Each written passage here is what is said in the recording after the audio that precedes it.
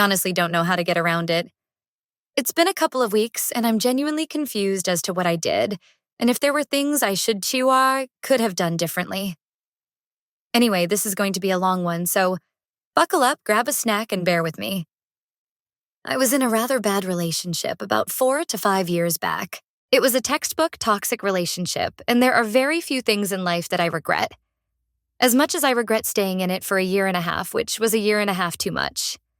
Just to give some context, this person, let's call him Danny, was a year older than me. We met in college, became friends, and eventually grew closer after we both graduated. Anyway, the initial courtship period was a dream which I now realize was severe love bombing. It's like he worshipped the ground I walked on. He showered me with compliments, small, thoughtful gifts, handwritten letters, the works. I was smitten. However, one point of contention since day one was his insecurity.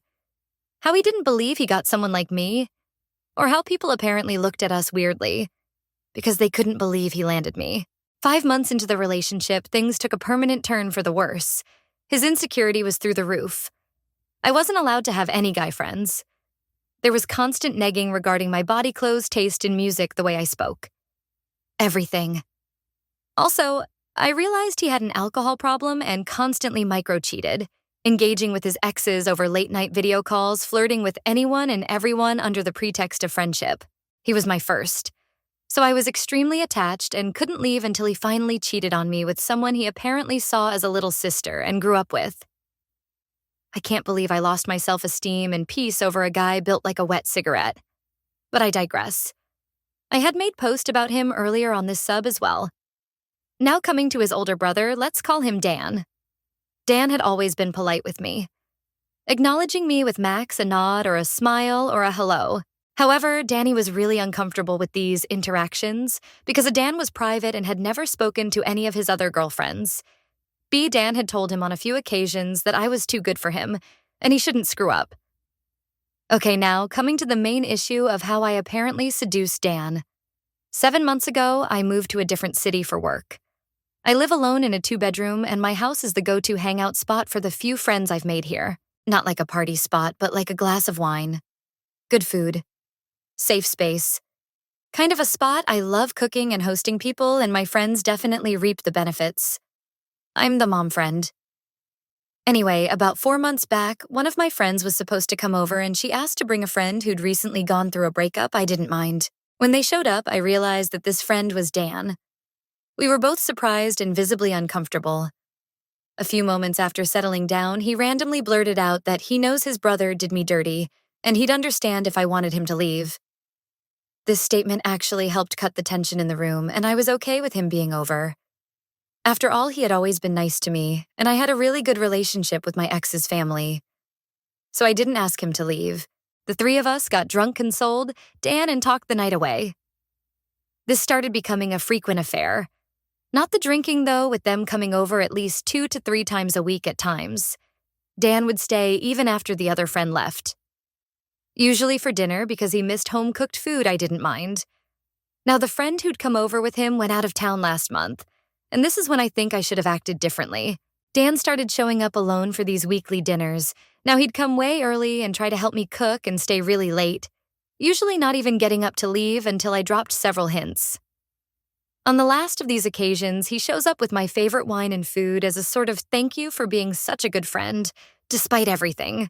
We eat, we drink, we talk and drink some more. And it's pretty late when Dan tells me he drove to my place that day. He usually avails cabs and that he's too drunk to drive back. So if I could let him crash at mine, I hesitantly agreed, given I had a spare room and also there wasn't any other reasonable option, to be honest. This is when things started getting worse, I think. He started talking about what he thought of me when he first met me and presenting rather detailed observations about me from the time I dated his brother and loads of other stuff. Some compliments, some vulnerable statements, so very awkward jokes, etc. After a little while, he tried to kiss me. Not like leaning in to kiss me, but more like... It suddenly occurred to him he should do it. So he just grabbed my face and tried to kiss me. I pushed him away and went numb for a minute and then slowly went to my room and locked my door. I couldn't think and felt extremely hollow. I lay in bed awake for the remaining night. The next morning, he was gone before I woke up. 3 days after the incident, I get a call from an unknown number and pick up to realize it's my ex. He's wailing hysterically and screaming over the phone, calling me a whore for seducing his brother, and that I ruined his family and his relationship with his brother, and that I did a hideous thing for revenge, which is way worse than what he did to me. There was a lot of name-calling accusations because his brother isn't talking to him and his dad refused to get involved. So he feels completely abandoned. I didn't say a word and hung up shaking. Turns out Dan had left that very night and called Danny, cussing him out for ruining his chances with me telling him he always had a thing for me and knew Danny didn't deserve me. So, am I the a-hole for seducing leading on my ex's older brother? Top comments commenter 1, you're not the a-hole. He was pursuing you with the intent to date or hook up. That's why he brought the wine and drove. It was an excuse to stay. I think he perused you, taking advantage of the situation and your sympathy. I suggest avoiding this entire family. They don't seem to make the best choices or handle friendships well. Original poster replied.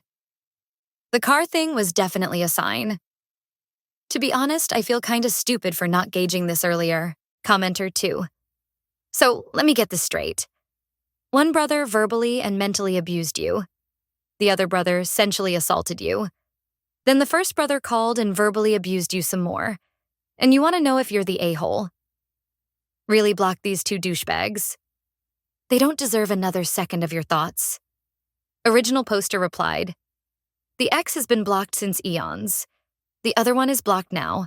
I'm really not letting anyone from that family have any access to me moving forward. Commenter 3.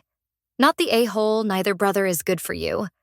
One is insecure and controlling, and the other is manipulative. The brother set the whole thing up to pressure you into letting him stay the night and wanted to at least hook up with you. From the sounds of it, he's been planning for this for years, and he finally had the opportunity to put his plan into action. Time to make it clear to the local one the only relationship you will willingly have with him is a friendship. Keep blocking the ex. It sucks that neither of them appear to care about your feelings. Additional information. Original poster. Thank you everyone for being so understanding. I am going to have a proper conversation with the friend who's a common link sometime today or tomorrow. As for staying friends with Dan Hell, no. I'm done with their family for good. Update a bit more than 3 weeks later. Firstly, apologies for taking so long to post an update. I honestly had no intention of posting one. But then things kept unfolding on the daily, and we are close to a month later now. Secondly, thank you to everyone who has been super supportive, and understanding your words really helped me. This past month has been nothing short of a fever dream, and this post is going to be long. So let's begin. Ever since the night of the incident and the phone call from the ex, things had been fairly normal. I blocked the entire family and, as mentioned earlier, decided to meet the common friend to tell her of the entire scenario. We met and I narrated everything that went down during the couple of weeks when she wasn't here. Here's what she had to say. Apparently, Dan had spoken to her about me asking her if she sensed a spark between us, and going as far as telling her that he always felt I had a thing for him when I dated his brother. I was dumbfounded, to say the least. Anyway, she apparently asked him to not imagine stuff and be normal and process his breakup. Not gonna lie. I was kind of pissed at her for not telling me and also being rather lackadaisical about the whole situation, even after I told her what went down. She just asked me to get over it and not engage. Literally, just that much, I have decided to keep my distance for now. Now, from mid-April is when things really start snowballing.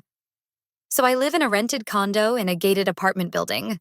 While I don't have the authority to install cameras or change the locks, I did add some extra locks and informed building security to not let Dan in anymore, or if anyone comes to visit me to give me a call before letting them up, I thought that'd be it. But gosh, was I wrong. At around 2 a.m. on the 12th of this month, I wake up to my phone buzzing incessantly, being bombarded with calls and messages. There are over 100 calls from an unknown. No. And some 5-6 calls from the building security. I call them back and can clearly hear a ruckus in the background. They ask me to come down immediately. Once down, what do I see? Dan is drunk out of his mind. Screaming and hurling expletives, asking to be let up. I was terrified and stumped, to be honest. Once Dan notices me, he literally lunges towards me, repeatedly saying he wants to talk. By this time, more people have gathered, additional security has been called, and they try to drag Dan away when he punches one of the guards. He's then literally thrown outside. I apologize to everyone, especially the guard, and offer to pay for his injury, just trying to defuse the situation in some sort of a daze. It wasn't until I got into the elevator that I broke down. It was a mix of anger, fear, and helplessness, and I was genuinely scared because Dan is a big guy. And if I were to face him alone, I wouldn't be able to fight him off physically. But as they say, bad luck comes in threes. And there was more. The next morning, I get a call from my landlord asking me to leave my apartment within the next 2 weeks. I was devastated. This was my space, a home I'd made for myself, and now I was being kicked out for no fault of mine. I explained the situation, and while he sympathized, he said the actual residents of the building don't want someone who attracts violence and drama and has questionable character. Of course. After an extremely shitty last night and morning, I managed to drag myself to work somehow and push through the day. I just wanted to get home, stay in bed and cry. So I chose to leave early and go home. You know how you can sense if someone's following you or watching you? I felt that while walking from my office to the subway, and just as I was about to enter the station, someone grabbed my hand and pulled me aside. It's Dan, and I kind of freeze. He again keeps muttering that he wants to talk. He's very clearly on something and looks kind of manic. His grip is extremely tight, and he's going on about how his family isn't talking to him, and I'm the only person he can count on. At this point, there are a few things running through my mind. This particular entry gate is a deserted one. It's the closest to my office, but it's the least used gate, surrounded by trees and kinda nothing. It's late afternoon, and the few shops around this gate is closed because siesta, summer nap time. I just need to somehow escape and then head straight to the cops. Dan noticed me zoning out and made some innuendo-laden comment and touched my face. I think something snapped in me then, and I screamed bloody murder. I screamed, "Think, angry monkey," and stomped on his foot and ran down the stairs to the subway station and got onto the train that just came in. It went in the opposite direction of my home, but I didn't care. I called a couple of friends who knew about the situation and asked them to accompany me to the police station. The police station. I narrate the incident, show the bruise on my wrist, and tell them everything. Things they chose to hear, see. Ex's brother I. A woman let him into my home multiple times. Alcohol involved. He didn't technically hurt me. I live alone, I have tattoos. This guy was my friend. So I should probably try and amicably sort things out.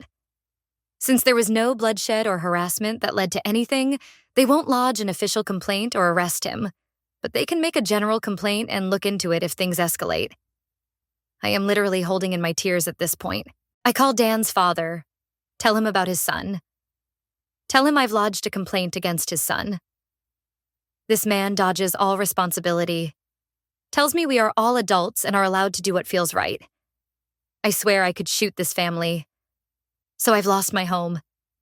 This man is lurking around harassing me, making my workplace unsafe too. The cops aren't doing shit. His family isn't doing shit. I don't want to bother mine.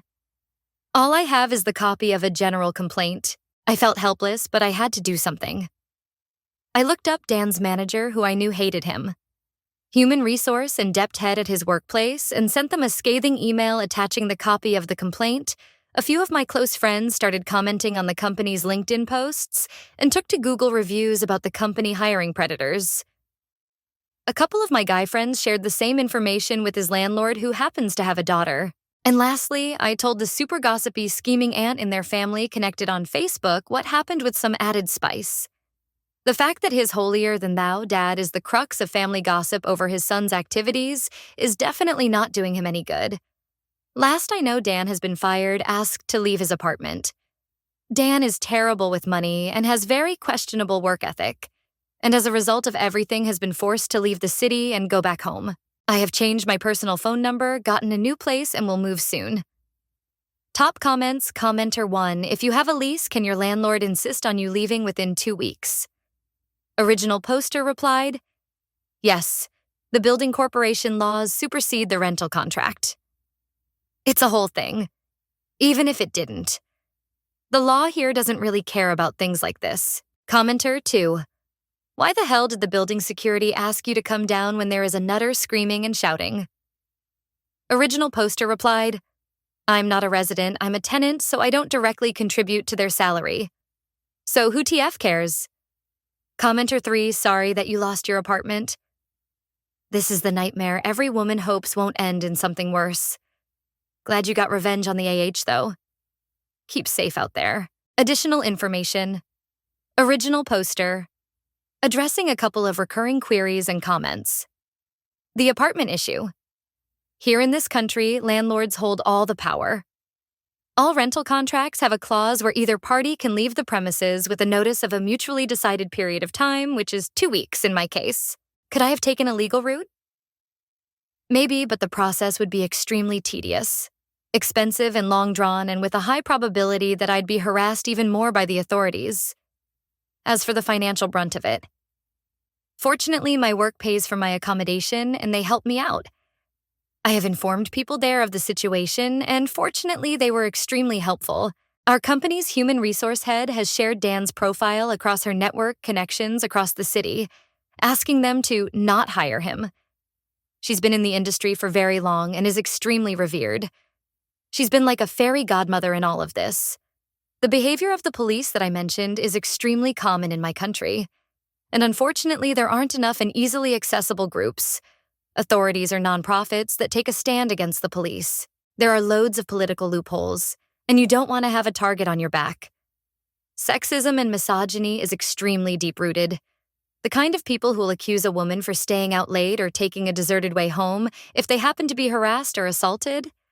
Somebody said, "Oh, my ghost. I'm so glad you're safe." I probably don't need to tell you that the attack at the train station could have gone very, very badly. The police were completely wrong and useless. That was assault at least. And they should be ashamed of themselves. I'm glad you managed to get him out of your area without their help. That was cleverly done. His obsession with you might not be over. So make sure everyone who knows where you live now also knows not to give people that information. You probably heard this 100 times in the comments under your original post. But I'm going to say it again. This situation isn't your fault. Abusive and/or mentally ill people can target anyone at any time. You didn't seduce Dan or lead him on or do anything to cause this behavior. 5 years ago, I went on 2 boring dates with my friend's absolutely average and normal-looking brother. He then stalked me for over 2 years afterwards. People like Dan seem normal, and we don't realize they aren't until they're obsessed. What happened with Dan was entirely of his own making. And there is no way you could have known he was one of those obsessive people.